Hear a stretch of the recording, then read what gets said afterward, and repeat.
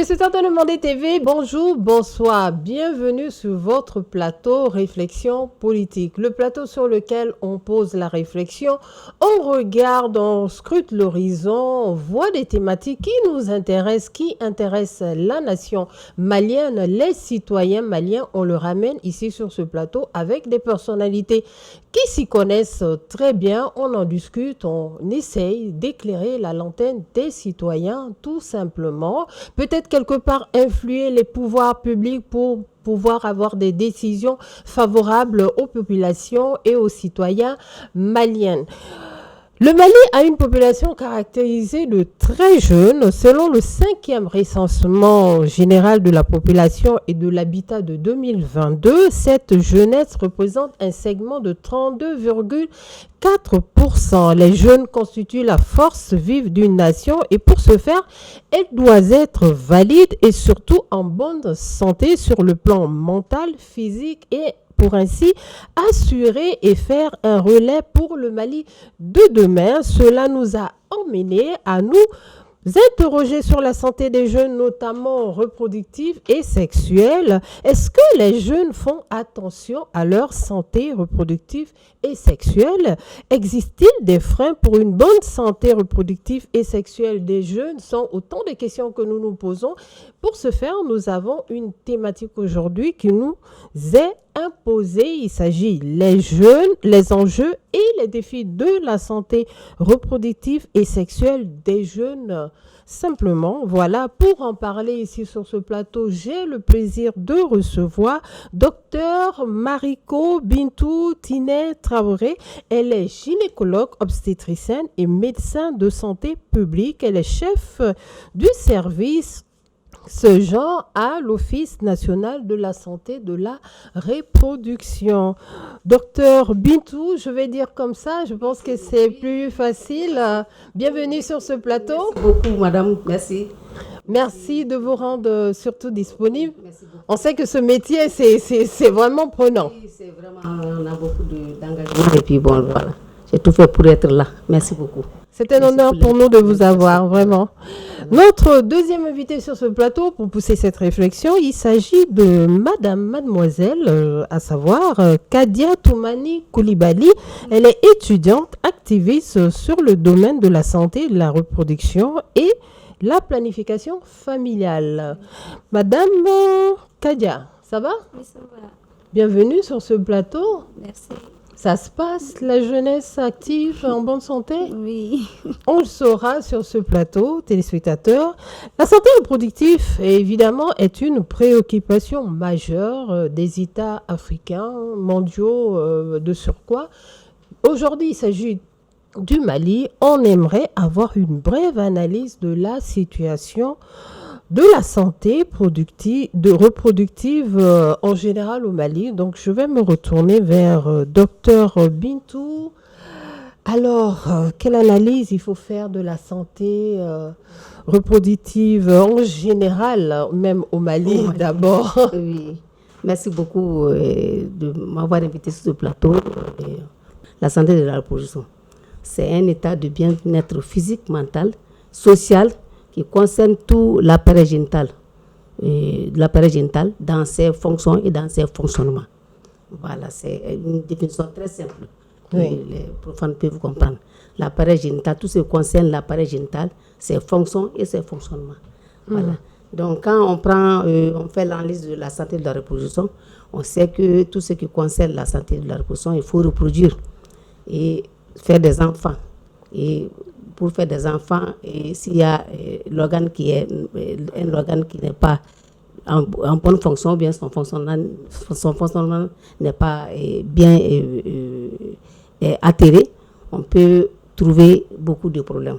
Dans les chiffres, je vous dirais que ce qui concerne la santé de la reproduction, là, on peut parler de la mortalité maternelle qui équivaut à, dans les deux dernières EDS 6 et EDS 7, ça équivaut à 325 morts maternelles sur 100 000 naissances vivantes. Quand on va en un mot, quand 100 000 naissances sont là, et les hommes partent au cimetière 325 fois. Ça, c'est énorme. Et quand on prend le chiffre de la mortalité, la mortalité néonatale, c'est aussi alarmant. La mortalité maternelle et néonatale aussi. Quand l'enfant doit naître, quand il meurt à la naissance, c'est vraiment alarmant également.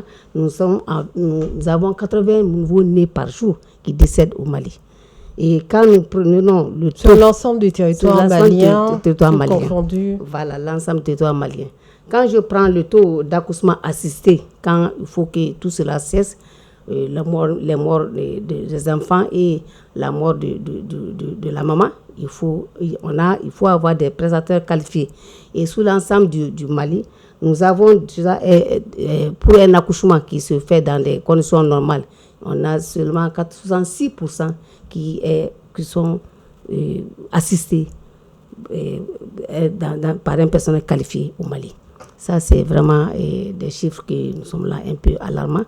Et donc, nous avons aussi au Mali le cas de fistule obstétricale. C'est tout ça, c'est la santé de la reproduction. On a vraiment, quand les femmes accouchent et qu'il y a les fistules obstétricales, fistule obstétricale se produit comment? Parce que la femme a traîné pour accoucher. Quand le bassin est limite ou bien l'enfant est gros, la tête de l'enfant va coincer et le rectum en arrière et la vessie en avant pour créer une nécrose de ces tissus. Et ceci va donner une fistule obstétricale qui soit la fistule vésico-vaginale, ça la vessie rentre directement, l'urine sort directement par le vagin, ou bien c'est les selles qui sortent directement par le vagin. Ça, c'est vraiment alarmant. On voit que quand même, et pour tout ce que les cas de fistule, on voit que la tranche d'âge qui sont occupés par ces cas de fistule sont les jeunes de 19 à 25 ans qui ont accouché et qui n'ont pas accouché dans des conditions normales, qui, pour leur première grossesse, attrapent une fistule obstétricale. Voilà. D'accord, merci beaucoup, docteur Bintou. Mais quand on parle de cette analyse que vous venez de nous faire de la santé reproductive et sexuelle en général, mais on a tendance à aller plus à regarder les femmes et les hommes dans tout ça. Les hommes aussi sont touchés parce que quand on parle de santé sexuelle et reproductive, c'est les hommes et les femmes. Et quand on parle d'hommes, c'est tout l'appareil génital de l'homme aussi. Et nous avons des cancers les cas de cancer de la prostate qui sévit quand même au Mali. Je n'ai pas les chiffres en tête, mais je sais qu'il y a beaucoup d'hommes qui font des cancers de la prostate. Il y a d'autres maladies, telles que les rétentions urinaires, tout ça. Et ça attrape l'appareil génital de l'homme. Voilà. D'accord, on a compris qu'il y a quand même beaucoup de choses qui affectent. Hein. Voilà, c'est quand même une santé très sensible et tout. Notre sujet d'aujourd'hui va plutôt s'orienter vers les jeunes, notamment les jeunes entre 15 et 24 ans. On a une jeune sur notre plateau. On va demander quel aperçu de la santé sexuelle des jeunes et reproductive. Quel aperçu faites-vous en général? Ok. Bonsoir à vous, Fadima. Merci pour la question posée. Au fait, permettez-moi de me présenter et vous. Voilà. Je suis Koulibaly Kadiatoumani, une activiste et membre d'ACOJ. Permettez-moi de vous dire en 2 mots ce que c'est qu'ACOJ, notre organisation. Au fait, ACOJ, c'est une organisation de jeunes qui font la promotion de la santé sexuelle et reproductive et la lutte contre les violences basées sur les genres. Au fait, une brève analyse sur la santé reproductive au Mali. On sait très bien que la santé sexuelle et reproductive, comme le docteur l'a si bien défini, c'est l'état de bien-être tant physique, mental et social pour tout ce qui concerne l'appareil génital féminin, ses fonctions et son fonctionnement, et non pas seulement l'absence des maladies ou d'infirmités. Alors, je vais répondre à la question posée. Au Mali, la santé de la reproduction est une priorité nationale. Malgré les efforts, cette santé reproductive est confrontée à d'énormes problèmes. On note des avancées comme l'intégration des services de la planification familiale dans les centres de santé communautaires et puis l'appui des partenaires techniques. Mais les défis persistent toujours. Les femmes, surtout en milieu rural, n'ont pas accès à des soins de qualité. Et puis, le taux de mortalité maternelle est toujours élevé, ainsi que l'utilisation des services de planification familiale est toujours faible. Bon, cela montre que malgré les efforts, le Mali a besoin vraiment d'un engagement fort et constant sur la santé reproductive. Des jeunes. Là, on a un aperçu, parce que quand on écoute docteur Bintou et quand on écoute mademoiselle Kadiatou, on se dit, voilà, c'est un sujet crucial qu'il faut en principe poser et surtout essayer de trouver des réponses appropriées, dirigées vers les citoyens. Docteur Bintou, nous, aujourd'hui, les jeunes au Mali, les citoyens maliens, vous avez à quelque part tirer la sonnette d'alarme en disant que voilà, il y a un cas de fissure de femmes et entre autres, et ça affecte énormément. Mais aujourd'hui, on a envie de savoir quels sont les enjeux réellement de ce sujet sur la santé reproductive et sexuelle des jeunes notamment. Donc les enjeux sont très simples. Des jeunes qui sont là, ils sont confrontés à des grossesses indésirées. Et aussi, quand il y a grossesse indésirée, ces jeunes vont essayer soit d'interrompre la grossesse, ou bien les grossesses ne sont pas suivies. Ça va augmenter encore le nombre de taux, le taux de mort-nés. Si la grossesse n'est pas suivie, il n'y a pas de CPN.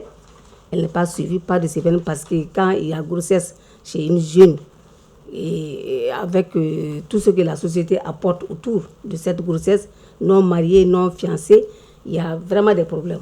Et donc, il va de soi que c'est une grossesse à risque. Une grossesse à risque, quand la grossesse à risque, soit elle va perdre la vie, ou bien elle va perdre son enfant, ou bien elle va faire un avortement non sécurisé. Avortement non sécurisé dans des conditions vraiment qui laissent à désirer, dans des conditions clandestines.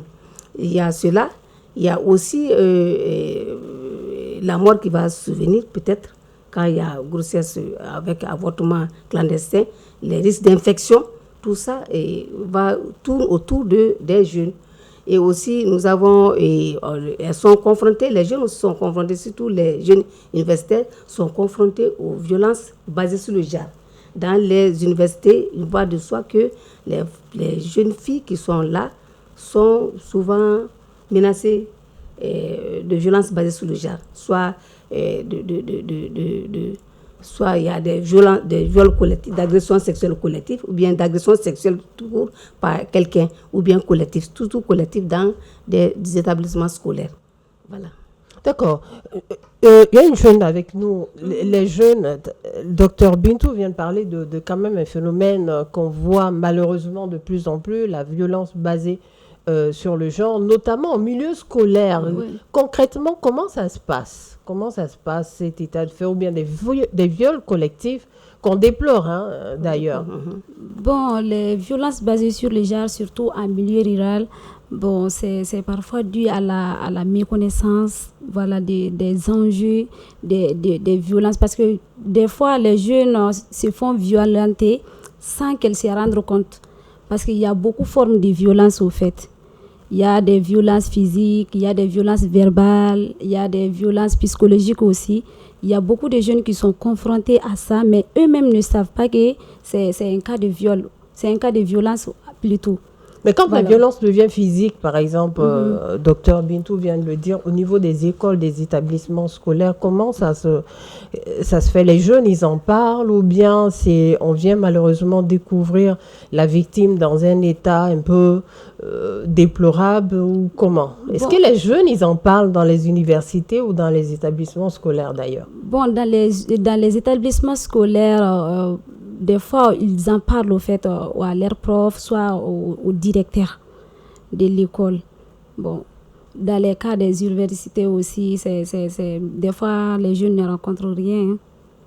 Ils restent sous silence. Voilà, ils restent sous silence. Ils ne disent rien. Rares sont ceux qui... Bon, ils ne prennent même pas ça comme si c'est une violation de leurs droits, au fait.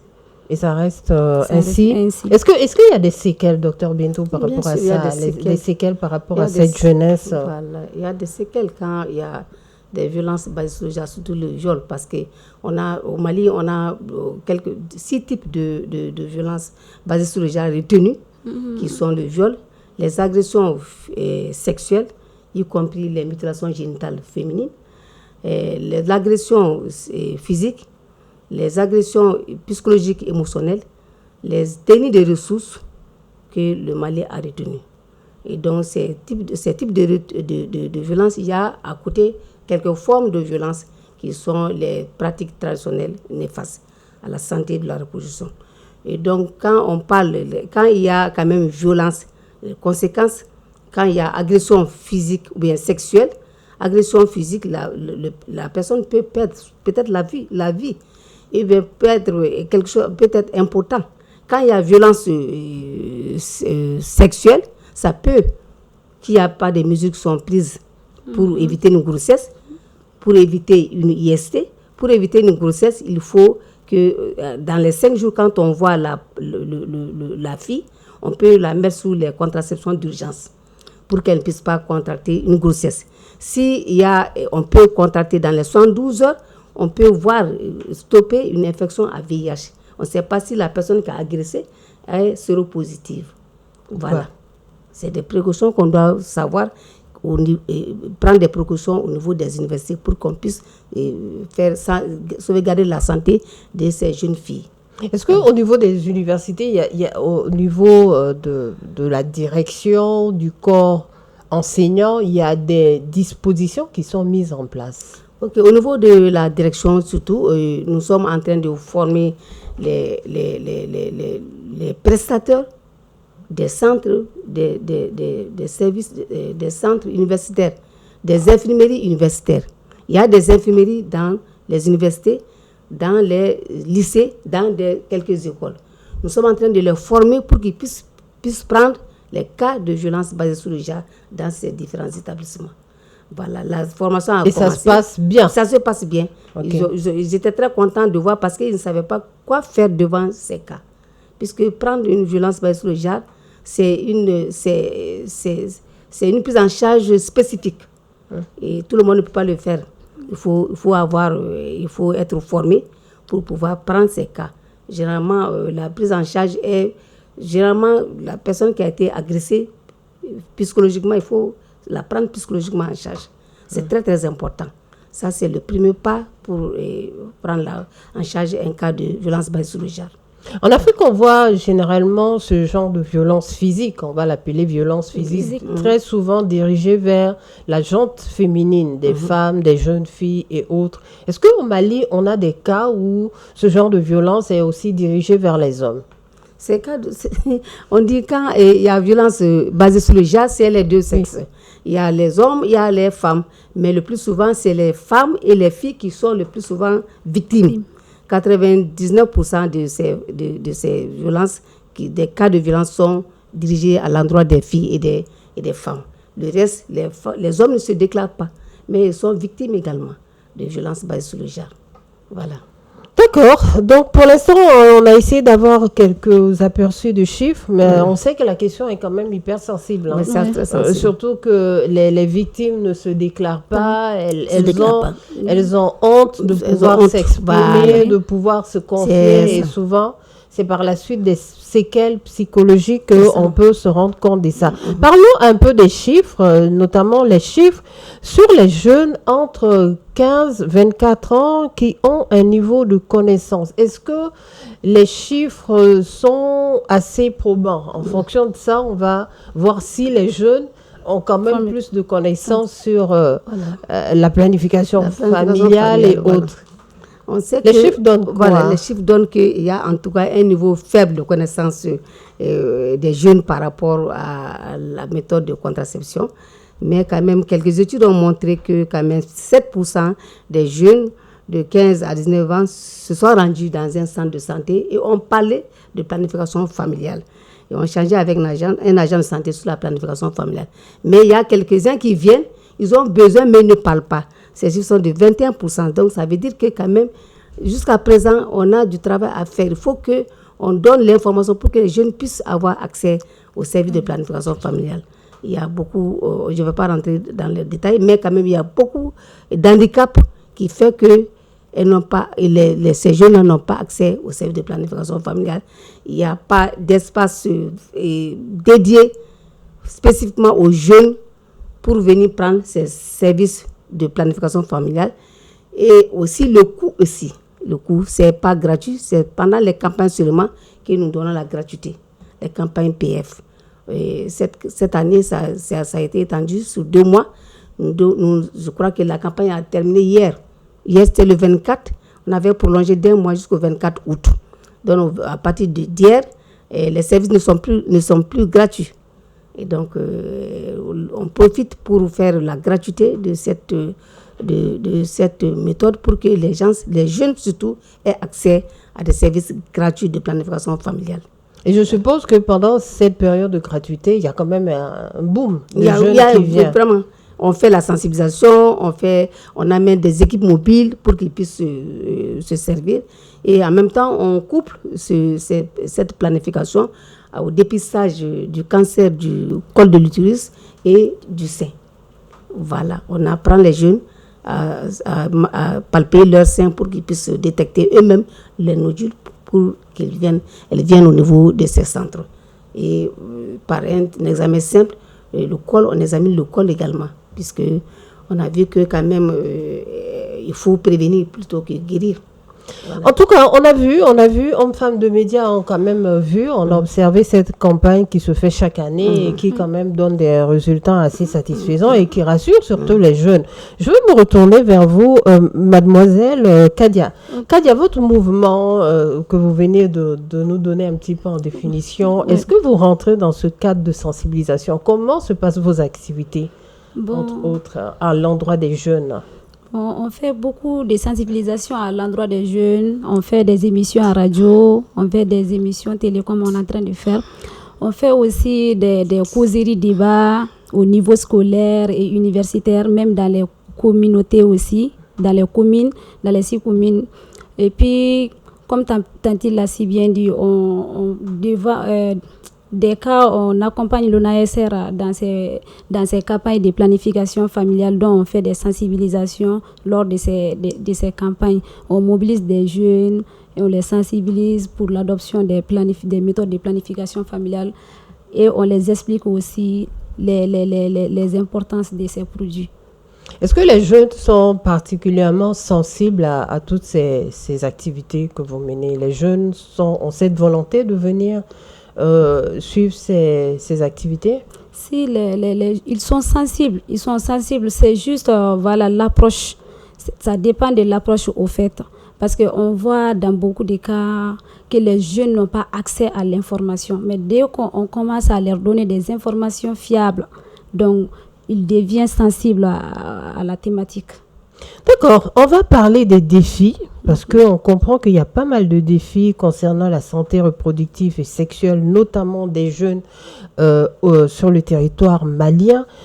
Docteur Bintou, quels sont aujourd'hui les défis, les grands défis pour préserver cette bonne santé reproductive des jeunes et sexuelle? Comme ça a été dit en introduction, voilà. C'est la relève de demain. C'est la relève de demain, bien évidemment.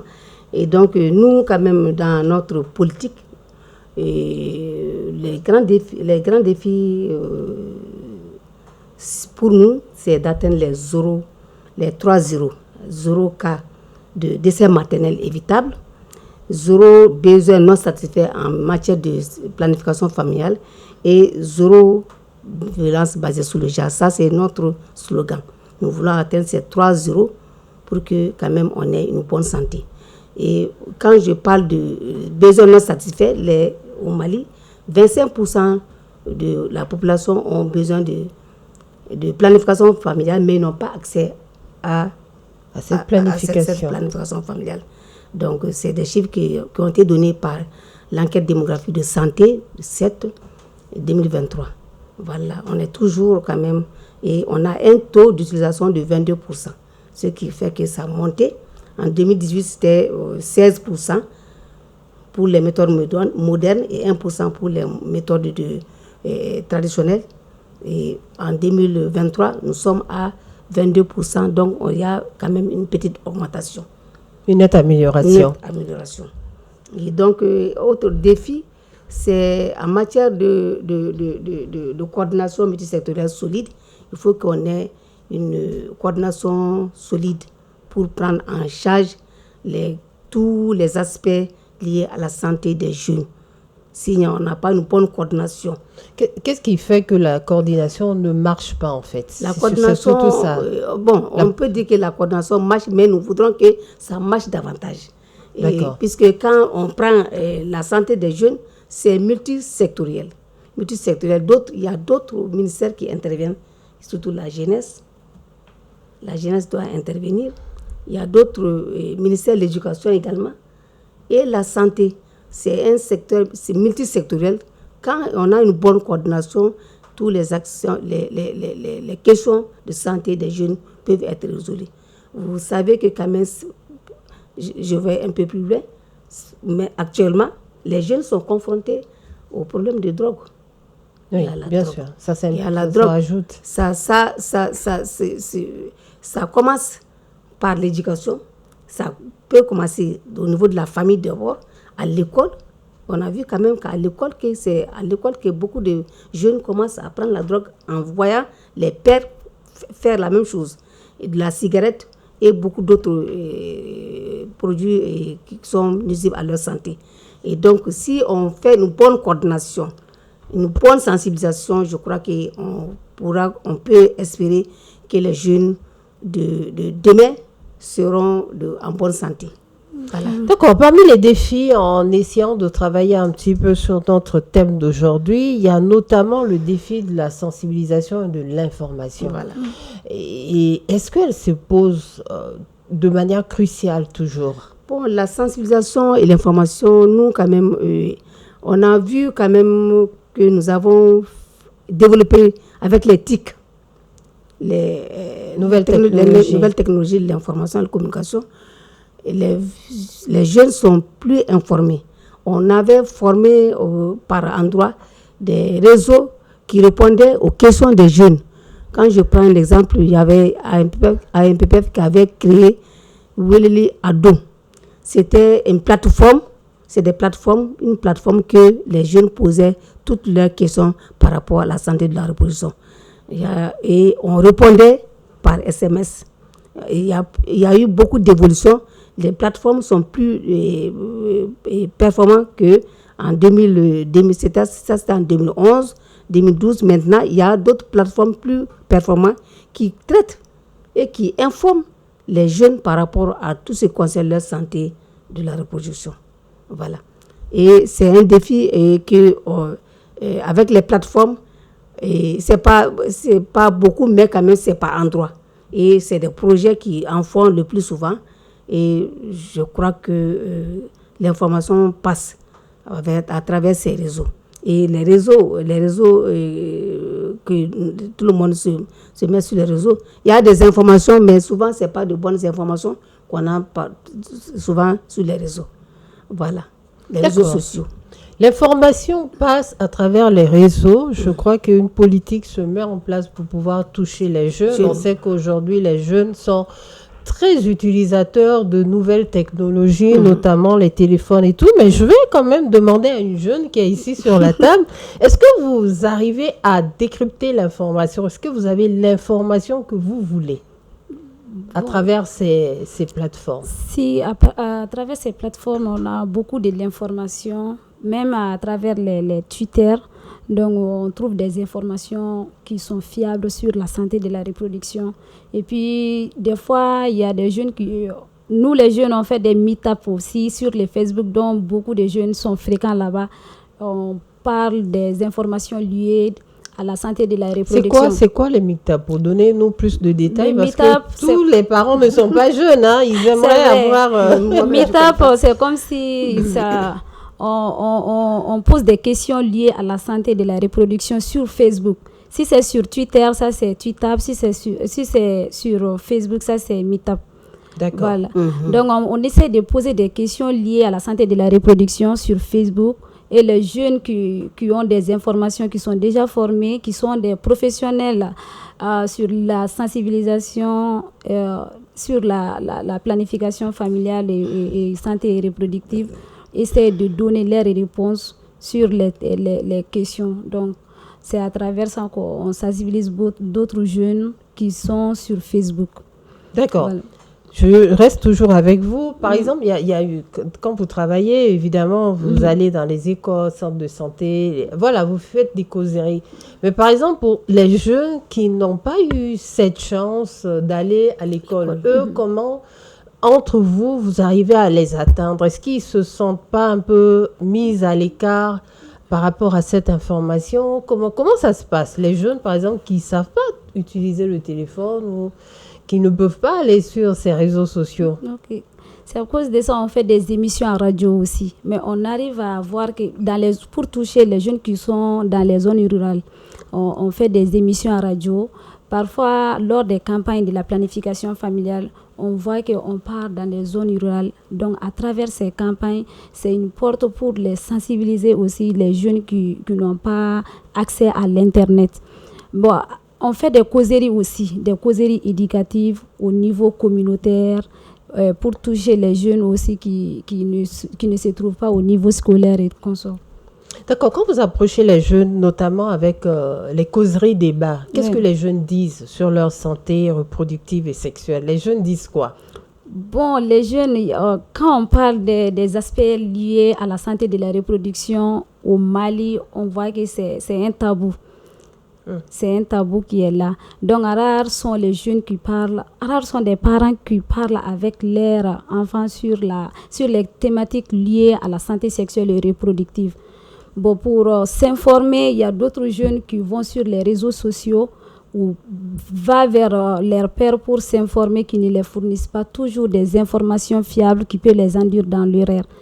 Voilà, il y a beaucoup de ces défis qu'on rencontre lors des causeries débats, et puis la méconnaissance de l'existence des services de planification familiale, ainsi que on voit qu'il y a vraiment un défi qui est là, dont on doit vraiment faire tout notre possible pour écarter ces défis. C'est la communication parent-enfant. Parents-enfants. Oui. Parmi ces jeunes qui vous remontent toutes ces petites difficultés, notamment l'accès à l'information, voilà, les sujets ne sont pas abordés au sein des foyers familiales, c'est qui crée plus de questions? On aimerait savoir. C'est plus les femmes les jeunes filles qui sont curieuses, ou c'est plus les hommes qui sont un peu assez curieux? Bon, c'est les deux à la fois. Mais lors de nos causes, on voit que c'est les filles qui sont beaucoup plus curieuses que les garçons. Curieuses que les garçons, oui. D'accord, c'est intéressant. Parmi les défis, on note aussi ce qu'on appelle la stigmatisation, des préjugés, entre autres. Vous êtes gynécologue, vous pratiquez, vous avez l'expertise même, je dirais. Cet état de fait, comment les politiques prennent en compte cette problématique et quelles sont notamment les pistes de solutions et surtout pour rassurer les jeunes. Hein. Voilà, donc pour assurer les jeunes, l'État a créé dans nos politiques, nous avons dans les prévisions de créer des centres de prise en charge holistique, surtout des cas de violence basés sur le genre. Si une fille est violentée, elle peut rentrer par ses portes. Et actuellement au Mali, les cas de violence basés sur le genre, pour éviter la stigmatisation, c'est des services intégrés dans les structures de maternité. Quand tu viens pour ton cas, tu es traité et il y a les choses, c'est une prise en charge holistique en fait. Il y a le médical, le psychosocial, la sécurité et la justice qui règlent ton problème sur place. Quand le dossier est pris, ça fait le tour des prestateurs. Donc, il y a un médecin, un agent de la sécurité, que ce soit la gendarmerie ou la police, et il y a un agent de la justice avec un agent psychosocial qui est là, qui prend tous ces aspects en charge. Mais actuellement, on a aussi intégré, lors de la campagne PF, nous avons intégré les services. Intégrer les services, ça veut dire quoi? Quand tu rentres par n'importe que ce soit la CPN, que ce soit la vaccination de l'enfant, que ce soit autre chose, et quand tu viens, on règle ton problème en même temps. Donc, on n'a pas le temps, c'est-à-dire la segmentation est réduite. Quand tu viens pour la CPN, c'est une jeune fille qui vient pour la CPN, tous ces problèmes sont réglés d'un seul coup.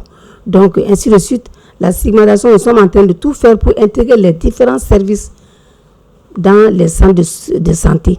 Et que quand même, au niveau de notre politique, il y avait un circulaire qui avait dit de créer des centres pour les jeunes.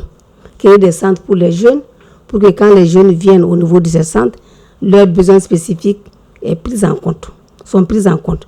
Puisqu'ils n'ont pas les mêmes besoins que les adultes. Donc, et quand ce n'est pas leur père qu'ils rencontrent dans les centres de santé, c'est les adultes ou les homologues à leurs parents qui rencontrent dans les centres de santé. Donc, pour éviter cela, on a dit de créer des centres spécifiques pour les jeunes dans les structures de santé pour que leurs besoins puissent être pris en compte. Voilà. Ça va éviter la stigmatisation. D'accord. Alors, la jeunesse, les centres de santé, vous les pratiquez, les jeunes les pratiquent, ça se passe bien. Est-ce que les jeunes sont suffisamment informés de ces centres de santé, d'ailleurs, qui les accueillent, qui est censé les rassurer, en fait? Si les jeunes, il y a beaucoup de jeunes qui ne sont pas au courant de l'existence de ces centres, tels que le centre jeune de Sogoniko et l'AMPPF ainsi que Maristop. Mais lors de nos TUTAP et MITAP, on essaie d'inclure ces questions. Donc, au cas où les jeunes iront sur ces pages, donc ils verront, ça sera un moyen de les orienter, au fait. Voilà. D'accord, on a compris que c'est quand même assez fréquenté. En menant une enquête, en essayant de se balader un peu, en tendant un peu l'oreille auprès des centres de santé, et notamment avec les jeunes, il y a aussi une problématique, un défi de préjugés. Et aussi, les préjugés, est-ce que c'est pas aussi dû au personnel de santé qui, quelque part, a besoin de davantage de formation, parce que les enfants disent on ne fréquente pas les centres de santé parce qu'on sera jugé, parce qu'on sera tout de suite indexé de XY. Et souvent, c'est les tatas, les tontons qui sont dans ces centres de santé. Comme j'ai eu à le dire, c'est comme ça. Donc, il faudrait vraiment beaucoup de formation auprès de ces prestateurs également pour qu'ils puissent prendre en charge les besoins spécifiques de ces jeunes. Donc, les formations sont en cours et on a formé beaucoup de cas. Et comme j'ai eu à le dire, nous sommes en train de former dans les universités, les infirmeries des universités et des établissements scolaires pour qu'ils puissent prendre les cas de cas de violence basée sur le genre et d'autres pathologies que courent les jeunes. Voilà. On ne peut pas parler de santé sexuelle et reproductive sans pour autant parler des grossesses précoces. Voilà. C'est un handicap quand même, parce que pour la femme qui est censée avoir un parcours scolaire, professionnel et tout, s'intégrer dans la société et surtout apporter quelque chose dans la société face à ces grossesses précoces, et ça met un peu de frein à ces projets de vie et tout. Et comment les politiques prennent en compte cette problématique de grossesse précoce? Ok, merci. Et ces grossesses précoces ont été l'objet, on a revu, puisque quand c'est pas le garçon qui tombe enceinte, c'est la fille. Elle est très jeune. Quand elle tombe enceinte, son cursus universitaire est interrompu quelque part. Et avec tout ce qu'il y a comme grossesse précoce, comme la mort peut survenir, et d'autres dégâts peuvent survenir quand elle fait des avortements clandestins, ça peut jouer sur son futur vie féconde. Parce que quand elle sera peut-être l'impossibilité de faire d'autres enfants. Mais on a pris les politiques, on dit que quand la fille tombe enceinte, ils ont créé au niveau de l'éducation, au niveau du ministère de l'éducation, la section SCOFI qui prend ces cas de filles qui tombent enceintes et ils essaient de tout faire pour qu'elles puissent suivre normalement leur cours. Leur parcours universitaire. Et aussi, on a vu que quand même, quand la fille tombe enceinte, il y a souvent des sanctions qui peuvent venir parce que ça peut être soit une père qui l'a fait tomber enceinte ou bien quelqu'un de plus âgé qu'elle. Donc, ils font tout pour prendre cette fille en charge et elles ne sont plus renvoyées. Elles suivent leur école. Quand même, tu perds en école le temps d'accoucher. Après, tu repars à l'école. Je crois que cette politique marche bien. Et il y a eu beaucoup de cas que des filles qui sont tombées enceintes, qu'on a pris en charge et elles ont même eu un diplôme. Voilà. D'accord, merci beaucoup. Kadia, mademoiselle Kadia, restons toujours sur le sujet de la grossesse, des grossesses précoces. Ouais. Comment vous abordez ce sujet entre jeunes? Comment vous en parlez? Qu'est-ce qui est la cause, les conséquences? Comment remotiver les jeunes à vraiment éviter surtout de tomber dans ce genre de difficultés, on va dire? Je peux dire que de nombreuses filles sont confrontées aux grossesses précoces dues à la méconnaissance de l'existence des services de planification familiale. Mais le problème est souvent lié au mariage d'enfants, au mariage précoce, souvent motivé par d'autres parents dans certaines localités pour motif d'éviter les grossesses hors mariage. Voilà, donc le grossesse non désirée, c'est souvent lié à ces problèmes-là. Il y a une cause qui est là aussi, manque d'information sur la santé sexuelle et reproductive. Voilà. Et puis les jeunes aussi n'ont pas assez d'accès aux services de la planification familiale. Ça peut être l'une des causes de la planification familiale. C'est qui peuvent causer des nombreuses conséquences telles que Tante l'a si bien dit, des avortements clandestins, des abandons scolaires, ainsi que la jeune fille peut même perdre la vie en cas d'avortement clandestin. Et ça peut causer aussi des fistules si le corps n'est pas apte à procréer, donc à accoucher plutôt. Donc ça peut créer des problèmes. Est-ce que entre vous jeunes, vous vous dites assez facilement pour dire bon, moi demain je dois me rendre à mon centre de santé parce que je dois voir mon gynéco pour ma planification. Est-ce que la discussion est très fluide ou bien c'est encore très secret?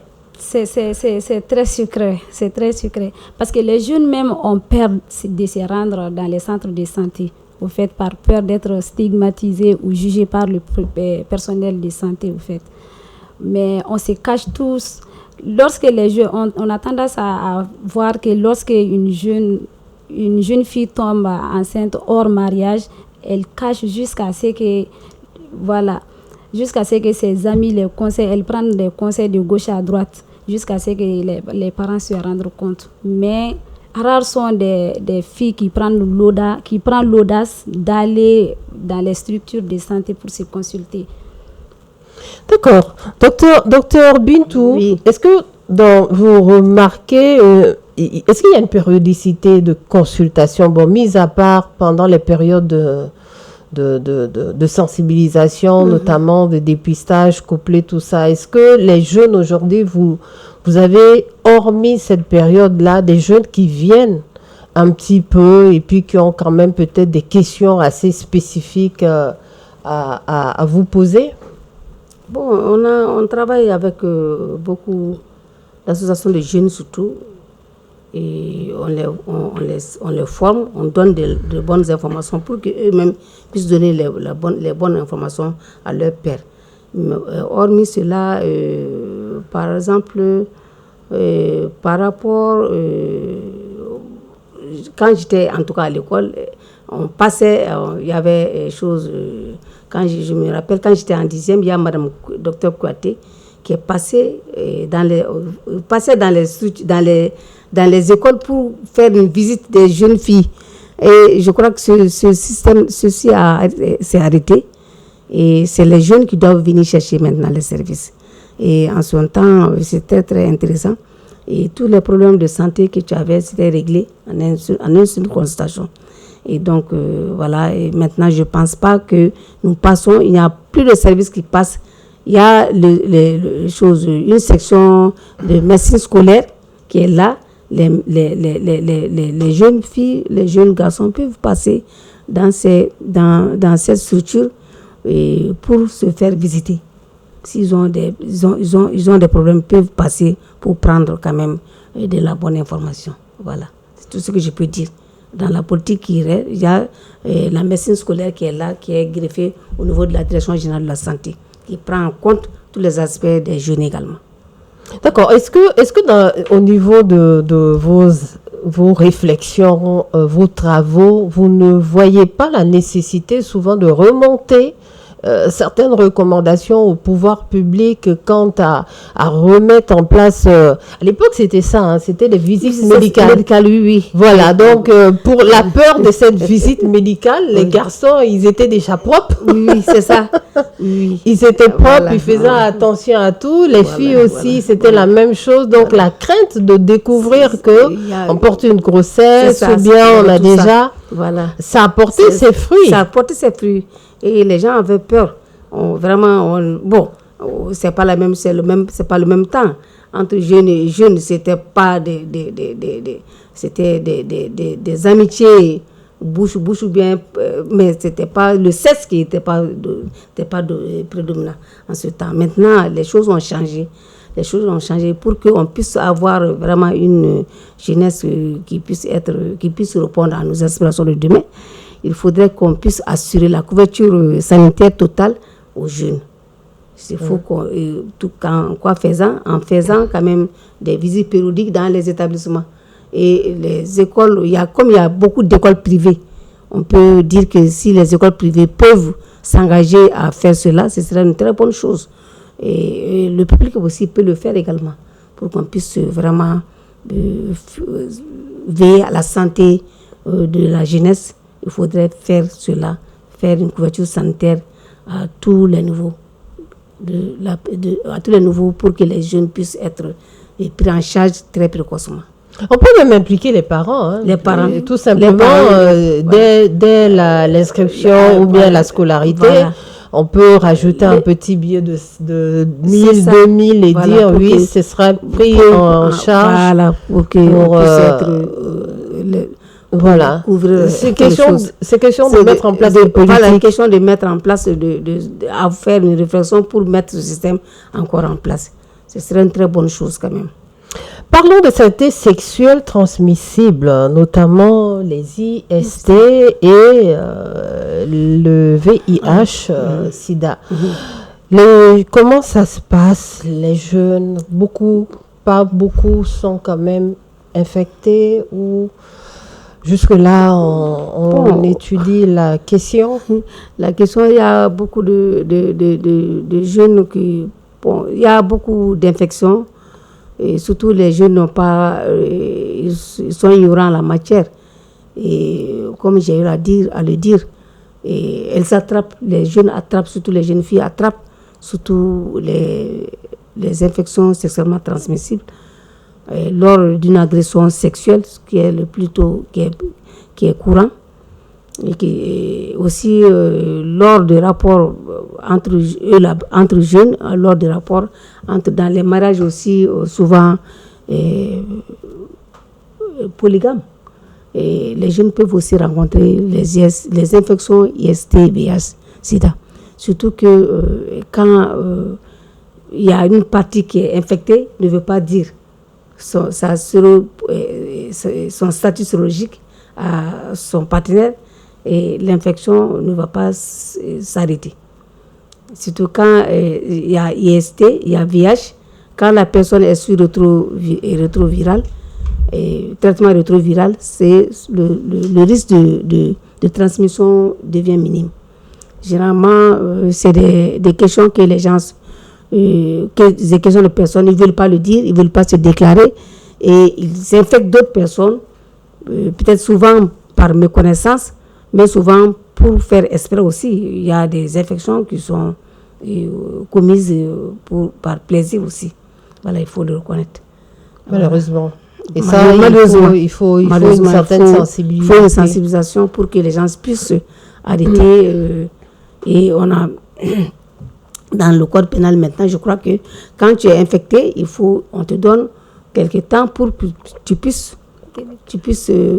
aviser ton partenaire. Voilà. Sinon, c'est un crime. C'est protégé maintenant par une loi. C'est une loi.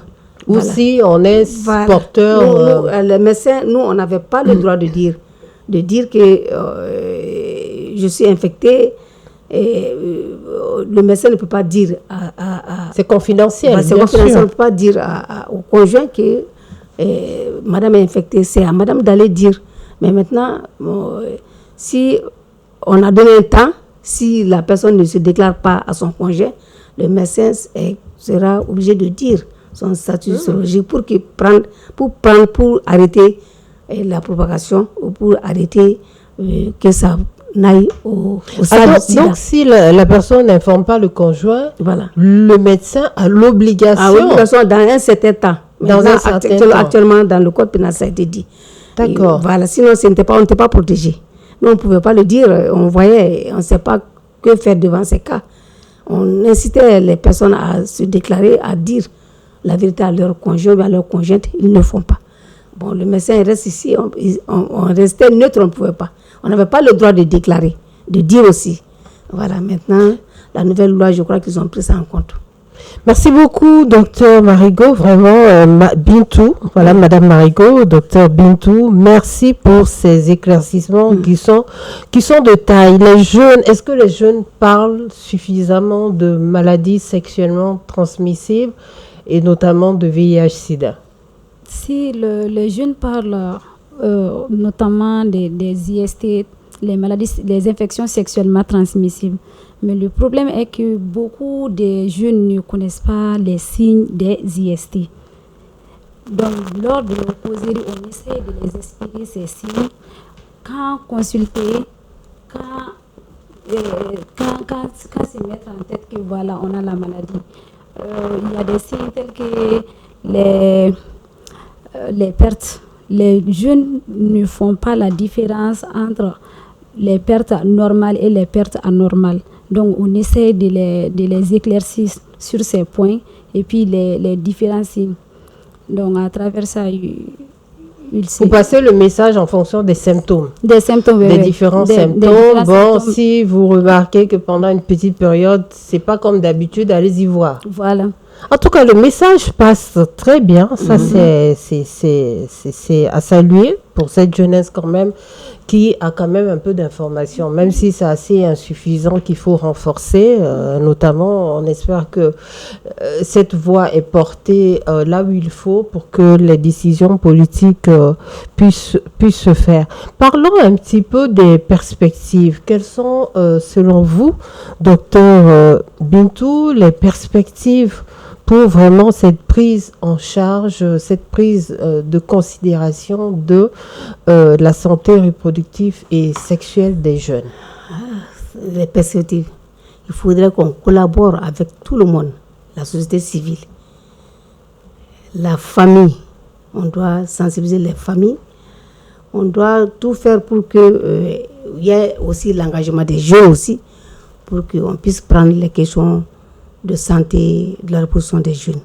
Si les organisations de la société civile nous aident beaucoup, nous aident dans ce que nous faisons, et c'est eux qui essaient de tout faire pour transformer un peu les politiques avec tout ce qu'ils font. Ceci va aider à améliorer la santé sexuelle et reproductive des jeunes. Voilà. En perspective? Les perspectives, je vais dire que les perspectives sont là. les perspectives sont là et maintenant on arrive à bien comprendre que les jeunes doivent être au cœur des programmes de santé. Surtout les organisations de la société civile, des fois on organise plutôt des débats intergénérationnels pour sensibiliser les parents par rapport aux questions liées à la santé de la reproduction, pour établir la communication parent-enfant. Et puis les réseaux sociaux sont là, on les exploite pour sensibiliser les jeunes. Les réseaux sociaux tels que Twitter et Facebook et consorts, on les utilise pour sensibiliser les jeunes. Bon, il y a une loi qui est là, la loi numéro 02044. Bon, je vois que si cette loi, si les autorités appliquent cette loi, je pense que le Mali pourra faire un grand pas par rapport à la santé de la reproduction. D'accord, merci beaucoup. Les perspectives sont là, c'est sur plusieurs plans. Il faut que les jeunes s'engagent, il faut que les centres de santé aussi soient assez accessibles pour les jeunes, les parents. L'éducation familiale compte beaucoup. Nous arrivons pratiquement à la fin de notre réflexion du jour. On va aller sans terminer, on ne peut pas terminer, je veux dire, sans recommandation. C'est le propre de cette émission. Voilà, en recommandation, docteur Bintou, quelles seront vos recommandations? Les recommandations sont toutes simples. Il faut quand même faire des espaces dédiés aux jeunes, spécifiquement aux jeunes. Et aussi envisager de mettre en place des lignes téléphoniques pour que les jeunes puissent avoir accès aux informations réelles. Et aussi essayer de faire tout faire pour que les jeunes puissent avoir accès aux services de prévention et de la prise en charge des violences basées sur le genre, qui sont les one-stop centers, comme on le dit, les guichets uniques. Pour le moment, on a 20 one-stop centers dans tout le Mali. Quand les jeunes sont informés de l'existence de ce one-stop center, leurs problèmes de santé sexuelle peuvent être pris en compte dans ces centres également. Voilà, c'est ce que je recommande. Merci beaucoup. Voilà. Merci beaucoup, docteur Bintou. Kadia, quelles sont vos recommandations? Bon, les recommandations, comme le docteur l'a si bien dit, c'est d'élargir les centres de santé, non pas seulement dans la commune, dans les localités, même dans les zones rurales, d'élargir les centres jeunes, aussi d'appliquer la loi SR, qui est la loi numéro 02044, et d'impliquer aussi les parents ainsi que les leaders communautaires, les leaders communautaires, disons, pour lever les tabous qui tournent autour de la santé sexuelle et reproductive. Et puis, je pense qu'avec ces points, ça pourra marcher. Ça pourra marcher. Ouais. Il s'agit aussi, surtout d'ailleurs, même de démocratiser le sujet, le débat au niveau des jeunes, parce que c'est eux qui sont vraiment les acteurs concernés, et ensuite les mécanismes se mettent en place pour pouvoir satisfaire leurs besoins. Téléspectateurs de Mandé TV, nous sommes à la fin de notre réflexion d'aujourd'hui qui a pour thème les enjeux et défis de la santé de la reproduction et sexuelle des jeunes. Pour pousser cette réflexion sur ce plateau, j'ai le plaisir de recevoir, et un honneur même d'ailleurs, Dr Mariko Bintou Tiné Traoré. Docteur Bintou, merci beaucoup. Merci. Merci beaucoup pour votre expertise et contribution surtout. Sur ce plateau, une jeunesse, elle incarne la jeunesse. Il s'agit de Madame Kadia Toumani Koulibaly. Elle est étudiante activiste sur le domaine de la santé, de la reproduction et de la planification. Docteur Mariko est gynécologue, obstétricienne et médecin de santé publique. Elle est chef de service genre à l'Office national de la santé et de la reproduction. Chers téléspectateurs, c'était un plaisir pour moi d'assurer ce plateau aujourd'hui. Restez toujours sur les ondes de Mandé TV. Allez-y sur nos pages YouTube, Facebook, Mandé TV Reflet du Mali. On se dit à la prochaine pour une autre thématique sur ce plateau. Je remercie la régie qui a assuré cet enregistrement. On se dit à la prochaine. Inch'Allah. Merci.